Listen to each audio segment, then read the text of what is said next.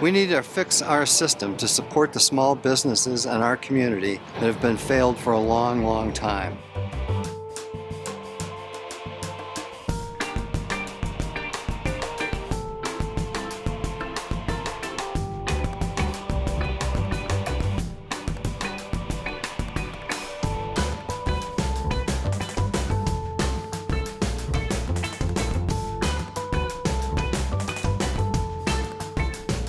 The city has good intentions with its minority women-owned businesses and disadvantaged business program. However, the city needs to do more to follow through on its promises to support those businesses throughout the city. We recently worked with the audit firm Barry Dunn to audit the city's minority and women-owned business program with the Division of Small Business Opportunity.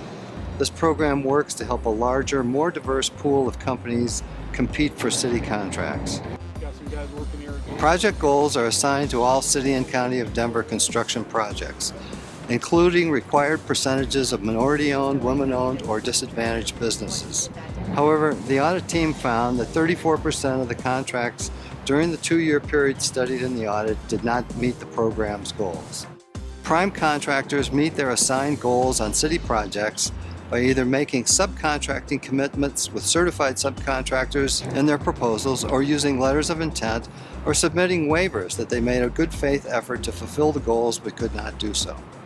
Further, there were no consequences for the contractors when they missed their goals.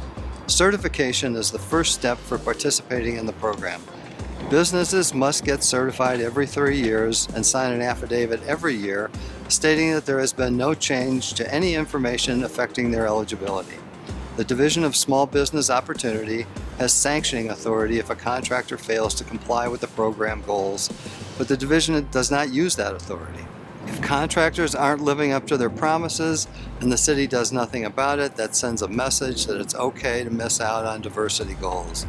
The city incentivizes business to commit to diversity requirements by prioritizing these goals, in some cases over the lowest cost. If a contractor fails to meet the program diversity goals and also were not the lowest bid, the city loses the value it hoped to gain. The goal-setting process was found to be inconsistent during the audit period. The audit team also found that there was a risk contractors could list certified subcontractors for a project but then not use them on the project, therefore missing the project goals. The division is supposed to work with companies if it appears that they might miss program goals on a project. However, staff are assigned more than 400 contracts per person, and it is impossible for each staff member to follow up with every business. We recommend DISBO evaluate the number of contracts assigned to each staff and decrease that number, or identify alternatives to be more efficient. We noted long wait times for some certification applications and hundreds of extensions for companies that needed more time to get recertification approved. We need to do everything we can to make sure that our efforts are truly serving those who need the support in our community. Right now, the city is leaving gaps in the process that businesses not qualified under the program could take advantage of, to the detriment of minority and woman-owned businesses. The Division of Small Business Opportunity says it's already making changes and working on updates to the ordinance. We will see how the city is able to better serve our underserved communities when we return for our follow-up work. Well, that's it for this episode of Ask the Auditor. If you have a question, submit it to auditor@denvergov.org, and maybe your question will be the next question we answer on the next episode of Ask the Auditor.